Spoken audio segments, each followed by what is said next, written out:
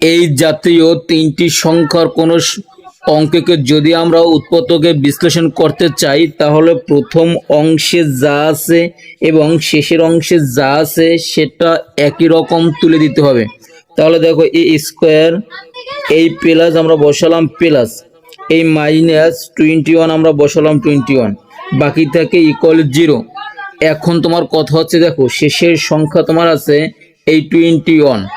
এখন এই 21কে এমন দুটি সংখ্যা দ্বারা ভাঙাতে হবে যেন 21 হয় গুণ করলে। দেখো আমরা 7-এর সাথে যদি 3 গুণ করি তাহলে কিন্তু 21 হয়। এবং এই শেষের সংখ্যা ভাঙিয়ে আমরা দুইটি সংখ্যা পেলাম, একটি পেলাম 7 আর একটি পেলাম 3। এখন যদি আমরা এই 7 থেকে 3 মাইনাস করি তাহলে থাকে তোমার 4। তাহলে এখানে আমরা লিখবো 7a মাইনাস 3a। দেখো আমরা 7a থেকে যদি 3a মাইনাস করি তাহলে কিন্তু তোমার এই 4a থাকে। আশা করি বুঝতে পারছো, যদি বুঝতে পারো অবশ্যই আমার চ্যানেলটি সাবস্ক্রাইব করে দিবা। এখন আমরা প্রথম দুইটা এবং শেষের দুইটা একটু আলাদা করি। দেখো প্রথম দুইটার ভিতর এখানে এ স্কোয়ার মানে দুইটা, এখানে 7a মানে শুধু একটা এ, তাহলে দেখো উভয় অংশে কিন্তু তোমার এ মিলেছে, তাই আমরা এ কমন নিলাম।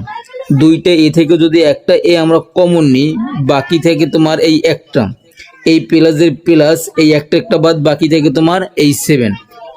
এখানে এই মাইনাস, এখানে 3 কমন নিব। দেখো এখানেও তোমার 3 আছে, এখানে 21 আছে, মানে সংখ্যা মিলেছে, তাই আমরা 3 কমন নিলাম। বাকি থেকে কি তোমার এ, এই মাইনাসে প্লাস, এইখানে 3 দ্বারা এই 21কে ভাগ করলে হয় তোমার 7, বাকি যা আছে সেগুলো বসিয়ে দিব। এখন দেখো এই দুইটা ব্র্যাকেটের মান কিন্তু একই, তাই আমরা দুইটার পরিবর্তে একটা লিখব আর বাহিরে যেগুলো আছে সেগুলো লিখবো। বাহিরে আছে এ আর এই -3, বাকি থাকে ইকুয়াল 0।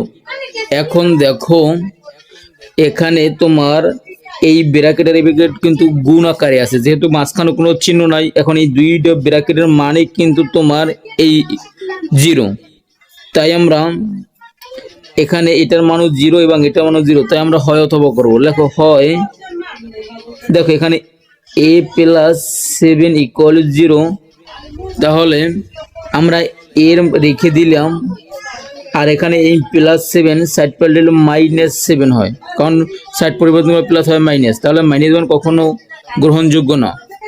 এখন দেখো এবং এর মানও তোমার কত 0, তাই আমরা লিখবো অথবা। অথবা লেখার পর এই a -3 ইকুয়াল কত 0। এখন দেখো আমরা যদি a রেখে দিই আর এই -3 সাইড পরিবর্তন করলে তোমার +3 হয়, তার মানে এর মান হচ্ছে তোমার 3। আশা করি তুমি বুঝতে পারছো, যদি বুঝে থাকো অবশ্যই আমার চ্যানেলটি সাবস্ক্রাইব করে দিবা।